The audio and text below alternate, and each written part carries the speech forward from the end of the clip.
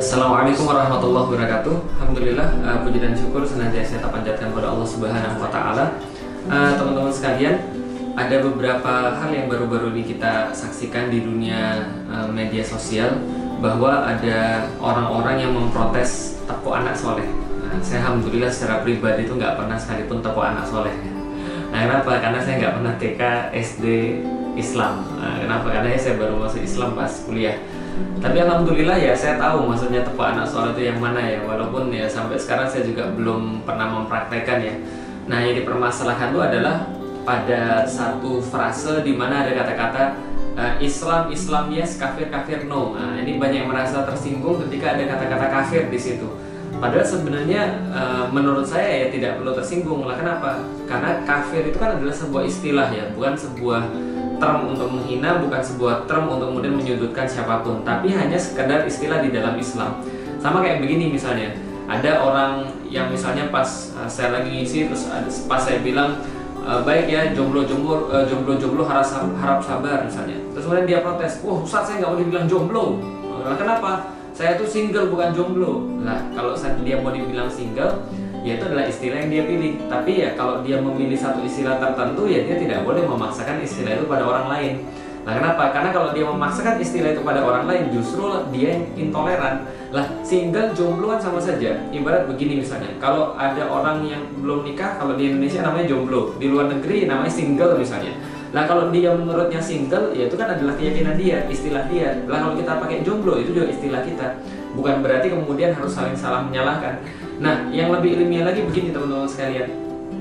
Di dalam ilmu bahasa itu setidaknya ada dua arti. Yang pertama adalah arti etimologis atau arti lughawi kalau dalam bahasa Arab, yaitu adalah arti yang bersifat asli daripada kata tersebut. Yang kedua adalah arti yang bersifat terminologis atau dalam bahasa Arabnya disebut maknawiyah. Jadi ada lughawiyah, ada maknawiyah, ada etimologis, ada etimologis benar, ada yang namanya terminologis. Contoh begini misalnya, kalau kita bicara tentang arti asli misalnya manis, ya arti asli manis. Apalagi misalnya panas, ya arti aslinya ya panas gitu kan ya, itu ada arti yang bersifat asli misalnya. Tapi ada arti-arti yang bersifat maknawiyah, ada arti-arti yang bersifat terminologis, tergantung dari sisi mana kita itu melihat, tergantung dari sisi mana kita itu membicarakan term itu. Contoh misalnya, resep dalam ilmu kedokteran jelas berbeda dengan resep ibu-ibu misalnya. Jadi kalau dunia ibu-ibu kita bicara gimana jeng enak resepnya, oh enak banget. Lalu kalau seandainya kita bicara tentang dokter misalnya, gimana jeng resep dokternya sudah dimakan, enak nggak? Masa enak sih ya, kan resep dokter nggak ada kaitan dengan bumbu, nggak ada kaitan dengan masakan. Resep dalam terminologi kedokteran beda dengan resep dalam terminologi masak-memasak. Misalnya delta dalam terminologi fisika berbeda dengan delta dalam terminologi geografi. Kalau geografi itu terminologi delta adalah dataran yang mengendap di muara sungai. Tapi kalau delta dalam fisika itu adalah selisih daripada S0 dan S1 misalnya. Nah, ini kan jauh berbeda, tidak bisa dipaksakan satu sama lain.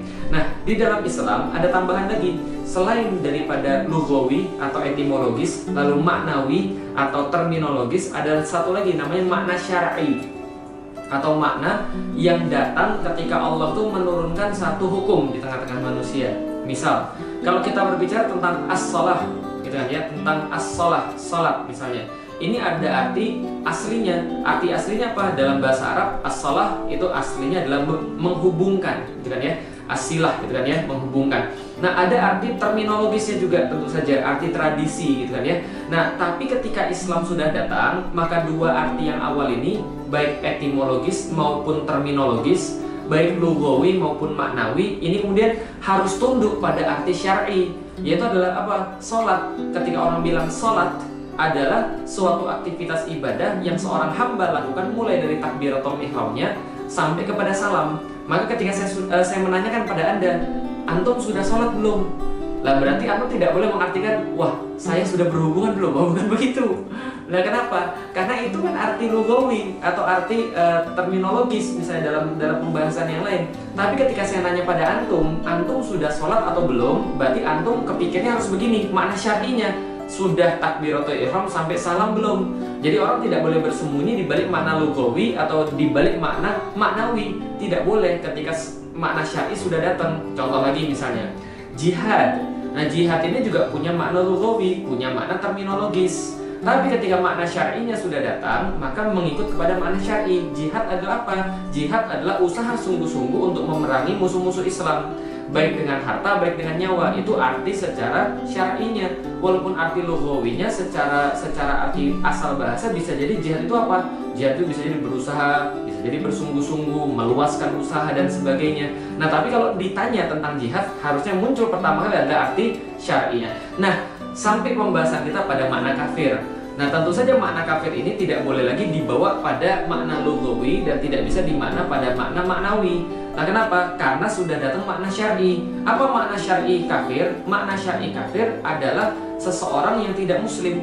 Maka secara syar'i dia dikatakan seorang yang kafir. Nah, ini bisa kemudian kita ketahui dari banyak dalil di dalam Al-Qur'an. Misalnya surat Al-Bayyinah. Di situ Allah sampaikan di dalam Al-Qur'an, innalladzina kafaru min ahlil kitabi wal musyrikin. Jadi orang-orang kafir itu ada dua golongan. Siapa mereka? Dari golongan orang-orang yang ahli kitab dan orang-orang yang musyrik. Siapa mereka ahli kitab? Yaitu yang diberikan oleh Allah Alkitab kepada mereka, yaitu adalah Yahudi dan Nasrani.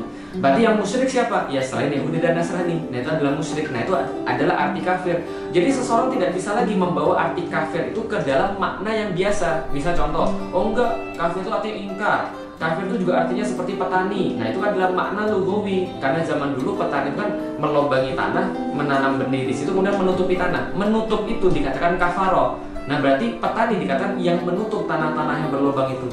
Nah, maka dulu makna lugawinya kafir adalah menutup diri dari kebenaran, menutup diri daripada keadilan dan sebagainya. Tapi ketika sudah datang Islam, maka makna syar'i yang dipakai yaitu adalah orang-orang yang tidak beriman pada Allah dan hari akhir. Itu juga termasuk orang-orang yang kafir. Oke, balik lagi ke tepu anak soleh. Pertanyaannya adalah, kalau itu adalah istilah di dalam Islam, kalau ada orang di luar Islam lantas merasa tidak suka dengan tepu ini atau dengan kata-kata kafir ini, loh, urusan Anda apa?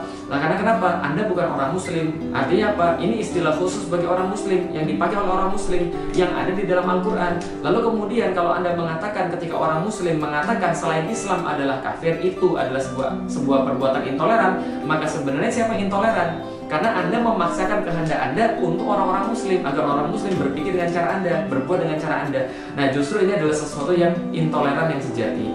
Nah, karena itulah sebenarnya tidak ada yang perlu dipermasalahkan. Nah, kalau dipermasalahkan, nah itu yang kita pertanyakan, apa yang perlu dipermasalahkan sebenarnya? Kenapa dipermasalahkan? Kenapa sampai ada pemikiran seperti itu? Jangan-jangan selama ini toleran hanya sebuah kata-kata saja. Tapi sebenarnya dia mengatakan, kamu intoleran, kamu harusnya toleransi itu begini. Artinya begini, dia maunya orang itu mengikuti cara dia. Nah, ini kan jahat. Katanya, Anda tuh jahat berarti. Ya kayak Rangga itulah, Anda jahat gitu ya. Nah, Masya Allah, jadi ya semoga Anda tidak termasuk orang-orang yang jahat gitu ya. Dan kemudian memaksakan kehendak Anda dengan kemudian memaksakan istilah-istilah Anda ke dalam agama orang lain. Justru ini yang dikatakan sebagai penistaan di dalam agama tadi. Walau alam bisawab, mudah-mudahan kita tidak tertipu. Dan alhamdulillah anak-anak saya itu masih saya ajarkan untuk kemudian mengerti istilah-istilah Islam. Kamu itu muslim, selain kamu itu bukan muslim, berarti ya selain kamu ada yang kafir. Kafir itu ada dua, ahli kitab dan musyrik. Ya kenapa? Karena itu diajarkan di dalam Al-Quran.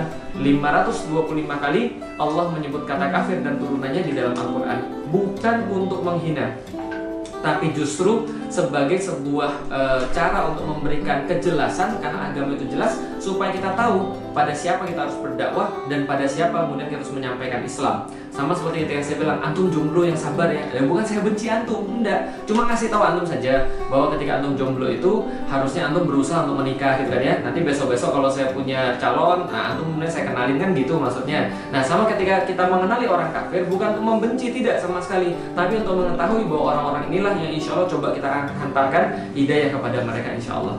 Walau a'lam bishawab, mudah-mudahan bermanfaat. Assalamualaikum warahmatullahi wabarakatuh.